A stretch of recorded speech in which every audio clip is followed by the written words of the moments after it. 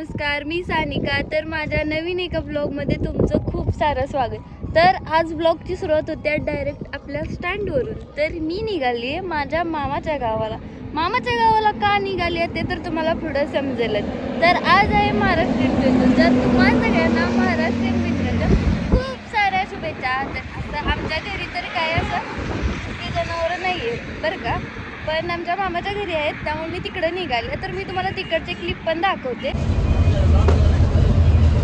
तर मला बस भेटली आहे, तर आता इथून जुनोनीला जाणार आणि जुनोनीमधून नंतर बस चेंज करणार, कारण डायरेक्ट मामाच्या गावाला बस नाही आहे. आता बघू जुनोनीतून बस भेटते का मी नाही तर मग मामाला कॉल करणार, मामा येतो घ्यायला. कारण जुनोनीमधून फारसं असं काही लांब नाही आहे, 5 ते 6 किलोमीटर मामाचं गाव आहे. तर बघा पुढं कंटिन्यू करा आणि बघा मी कशी जाते काय जाते मामाच्या.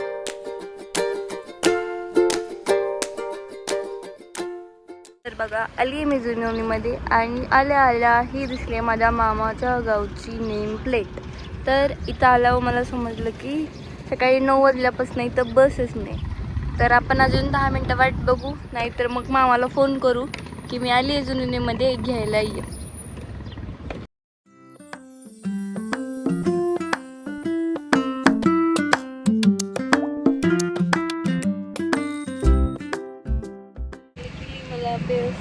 मामाच्या गावाला जाऊन. तर बघा आता मामी किती खुश होतात का. गाईज पोचले मी घरी आणि आला आईला भेटले आणि मामींना सरप्राईज द्यायला आलते बरे का मी. पण आमच्या मामी दोघी पण घरी नाहीत. मोठ्या मामी आमच्या गेलेत माहेरी आणि छोट्या मामी गेलेत शेडवरती. तर त्यांनीच मला खूप मोठं सरप्राईज दिलं.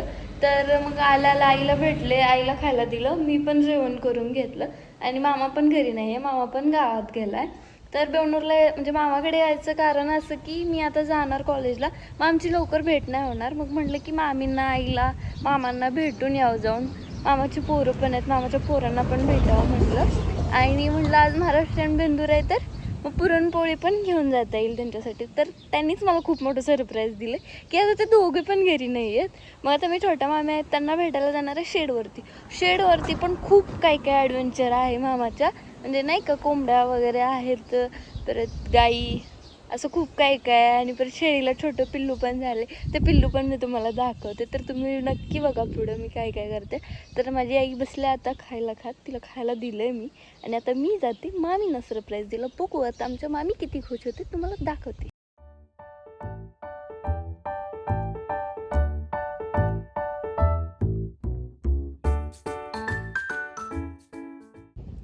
तर अजून एकदा माझा पचका झाला. काय झालं, मी यायला निघाली आणि समोरून मामी आलं. मग काय झालं, मग मी परत आले घरात. मग मामीने जेवण वगैरे केलं, थोडा वेळ आराम केला, मग फ्रेश झालो दोघी पण आणि मग चेंज करून मी आले इकडं माळावर. तर तुम्हाला दाखवते आता माझ्या मामाच्या माळावर काय आहे. म्हणजे घरापासून तरी पण एक हार्डली 2-1 किलोमीटर तर असेलच घरापासून इकडं. इथं आहेत, इथं जनावर वगैरे बांधतात आणि इकडं आहेत ते पोल्ट्री फार्म आहेत, 2 आहेत, एक इथं आहे आणि एक पलीकडच्या बाजूला आहे. आणि इकडं एक नाही तिथं ते जोडपं राहतं, जे की हे सगळं असं त्यांनी बघतात हे सगळं. आणि मामी असतात कधी तर बघायला वगैरे. तर मामींचं चालू आहे आज काय तर काम करायचं. माझं चालू आहे तुम्हाला ही म्हैस आहे नावाची. तर मी तुम्हाला दाखवते अजून काय हे छोटं रेडा काय असं काय माहिती, ते मोठी म्हस आहे. आणि इकडं ना खूप सारे छोटे शेळ आहे आणि मामी काय करतात तर त्यांना सोडतात बाहेर. खूप साऱ्या छोट्या कोंबड्या पण आहेत, त्या पण मी तुम्हाला दाखवते. तर बघा अजून काही तुम्हाला दाखवते मी. तिकडं शेळ्यांचं चालू आहे गवत खायचं, ह्या मशीनचं चालू आहे गवत खायचं आणि माझं चालू आहे व्लॉग शूट करायचं. आणि त्या कोंबड्या ज्या टुकू माझ्या व्लॉगमध्ये बघतात की ही काय करायला लागली. आणि इकडं आहे तो ट्रॅक्टर उभा आहे आणि इथं आहे ते घर आहे, ज्या घरामध्ये ते जोडपं राहतं. आणि हे सुख म्हणजे बघा ना किती सुंदर वातावरण आहे. हे सुख फक्त गावाकडं अनुभवता येतं आणि हे सुख मला आमच्या गावी अनुभवता येत नाही, कारण आम्ही राहायला गावात आहे. त्यामुळं मला कधीतरी असं सुख बघायला भेटतं आणि माझ्या मामाच्या गावाला आल्यावर आवर्जून आम्ही हे सुख बघायला येतो. तर तुम्ही पण अनुभव घ्या. बघा किती सुंदर दिसतंय हे सगळं. म्हणजे बघा ना अशी छान थंडगार हवा आहे आणि एवढं मोठं आभाळ दिसतंय मला, जे की मला खूप भारी वाटतंय. तर तुम्ही पण अनुभव घ्या. आणि ह्या गाई माझ्या ब्लॉग बघून दूर पळून चालेत की ही का मला सारखे कॅप्चर करते, पण मी तरी पण ह्यांना घेणारच. तर मग अशी पण बघितलं की त्या गाई तिकडं चालल्या होत्या, तर त्या माझ्या ब्लॉगला कंटाळून गेलेल्या आहेत कुठेतरी दुसऱ्याच्या शेतात, आणि मामी त्यांना आणायला गेलेत. आता मी जाते मामींना शोधायला की मामी कुठे गेल्या त्या गाई आणायला. तर चला तुम्ही पण चला माझ्यासोबत आणि बघा की कसं चरवतात गाईला. म्हणजे मी आता मामींकडून ट्रेनिंग घेणार आहे. तर बघा गाईज, मी पण ट्रेनिंग घेते की गाई कशी फिरवतात. म्हणजे किती कष्ट आहे बघा. गाई हित आहेत तोपर्यंत शेळ्या इकडं पळून गेल्या. म्हणजे आता त्यांना आणायला तिकडं डोंगर चढून जावं लागणार. आम्ही तुम्हाला काय अनुभव सांगू वाटतं ह्या गाई म्हशींचा, की ज्या की सारखं इकडून तिकडून पळत असतात. तर गाईज मग आम्ही त्यांना बांधलं, कारण ते खूपच दमवत होते. सारखे या शेतातून त्या शेतात, त्या शेतातून या शेतात करत होते. तर मी म्हणलं तोपर्यंत तुम्हाला हा सगळा व्ह्यू दाखवते. तर इकडे एक शेड आहे आणि इकडे एक शेड आहे. आय थिंक हे काय तर 5,000 का 10,000 काय तर समथिंग पिल्लाचं शेड आहे, मला पण नक्की नाही माहिती. तर मला तर खूप छान वाटतंय. तुम्हाला कसं वाटलं माझ्या मामाच्या गावचं हे सगळं वातावरण, ते मला कमेंट करून सांगा. आणि अजून एक, मला आपल्या चॅनलचं नाव चेंज करायचं आहे, तर तुम्ही मला कमेंट करून नक्की सांगा की आपल्या चॅनलचं नाव काय ठेवू मी. आणि तुम्हाला माझ्या मामाच्या गावचं हे सगळं वातावरण कसं वाटलं ते पण सांगा.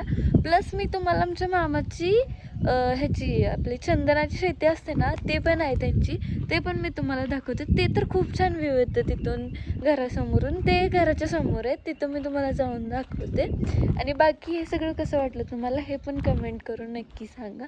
आणि असा हा माझा आजचा व्लॉग होता. तर मी आज इथेच राहणार आहे आणि उद्या जाणार आहे घरी.